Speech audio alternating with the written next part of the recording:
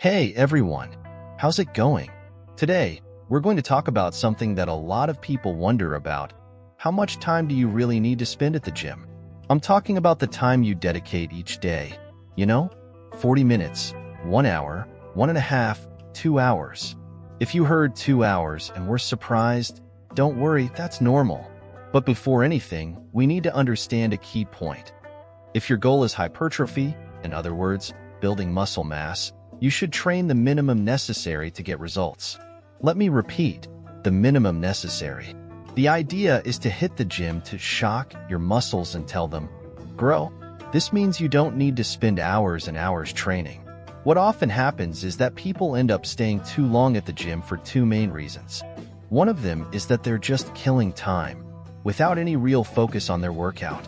But before we dive into today's lesson, I need your help to keep the channel going and continue bringing this type of content. If you like what I do, consider becoming a member. Trust me, it's easy on your wallet, but it makes a huge difference in helping me continue creating quality videos for you all.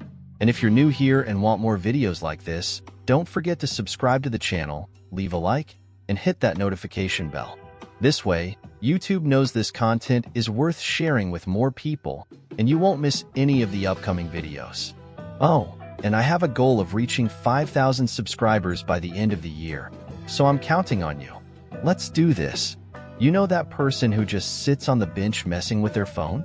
Yeah, that doesn't work, and it can even get in the way of people who are really focused. I remember reading a post that said something like, "The problem isn't being a newbie.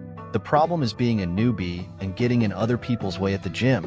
Personally, I don't like the term newbie, but the point behind it makes sense. The gym is a place for dedication. So if you're there, you need to be committed to your workout. It doesn't make sense to take long breaks and lose intensity. When you do that, you end up slowing down not only your progress, but also holding up others waiting for equipment. Training is a time to focus, concentrate on your goal, and leave your phone aside. After the workout is done, that's when you can check your phone, chat with friends, or relax. Another thing that can stretch your workout is doing too many exercises without needing to. Let me give you an example. Say I start a chest workout with the flat bench press. Then, I move on to incline bench press, and soon I feel that pump, that feeling when your chest feels full. This happens because when you work a muscle, your body sends more blood to that area, expanding the blood vessels to deliver more oxygen and nutrients. That pumped feeling is just the temporary blood volume in that region, and it's an awesome feeling, no doubt. So, because of that pump, you get excited and want to do more and more exercises. For instance, after the incline bench press, I could move on to cable crossovers, and the pump would get even bigger. You feel your muscles pulsing and think, wow, now I'm really working out.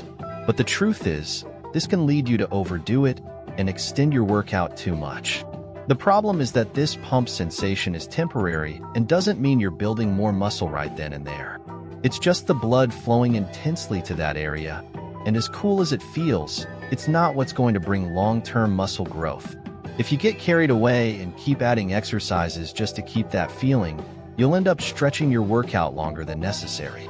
And that extra volume, in the end, could harm your recovery and even your progress. That's why it's important to control the number of exercises you do and focus on quality and correct execution of each one, rather than chasing the pump at all costs. One important point I'd like to emphasize is that training with too much volume isn't ideal for everyone, especially if you're not resting and eating properly. The pump, as great as it feels, isn't the main indicator of a good workout. What really matters is consistency, progressive overload, and of course, proper rest to allow your muscles to recover and grow. Training for hours on end might seem productive in the short term, but in the long run, it's the quality of your workout, not the quantity, that will make the difference in your physique. Training, by nature, is a catabolic activity. This means that during your workout, you're actually breaking down muscle. And that's exactly why the workout needs to be short and to the point, without overdoing it. Think about it. When you hit the gym and start training, your body begins the process of muscle loss. And no one wants to lose muscle, right? Now, imagine if your workout is too long. you're promoting even more muscle loss. Ideally, your workout should be just enough to stimulate muscle growth without dragging it out unnecessarily. The key is finding the sweet spot where you lose just enough volume to trigger hypertrophy. With this in mind, let's talk about some very important factors. In about 40 minutes of training, you've already reaped most of the hormonal benefits your body offers during physical activity. In this period, your body has reached the peak of growth hormone, GH, production, which is essential for muscle recovery and growth. Additionally, testosterone, one of the most anabolic hormones, peaks around 30 minutes into the workout. This means that by training for 40 minutes, you've already stimulated your muscles efficiently, activated the hormones that promote growth, and are reaping the benefits of the workout. Now, imagine this. If you've already reached the peak of these hormones in 40 minutes, why keep going much longer? The secret lies in the intensity and quality of what you do during that time. If you follow the principle of 9 sets, as we've mentioned before, you'll be in a range that maximizes muscle stimulus without overloading the body. The catabolic workout, by definition, is necessary to break down the muscle and make room for the recovery and growth process, but that doesn't mean the longer, the better. In fact, very long workouts can end up compromising your gains, as you'll surpass the optimal stimulus point and enter a zone of unnecessary muscle loss. That's why it's important to understand that training smart and focused is what will bring the best results. After 40 minutes, you've already maximized what your body offers in terms of hormonal and muscular stimulus, so there's no need to prolong the workout. The key is knowing when to stop, ensuring your body has enough time to recover, and that's when muscle growth actually happens. I see this happening a lot. People are used to doing a huge volume of training. This is something I've noticed with many clients who've come to me as their personal trainer. They'd come in with a heavy routine, used to doing 5 or even 6 exercises just for their chest. When I suggested cutting that volume in half, their immediate reaction was one of surprise and even resistance. They'd say something like, "But I used to train much more. I can do more."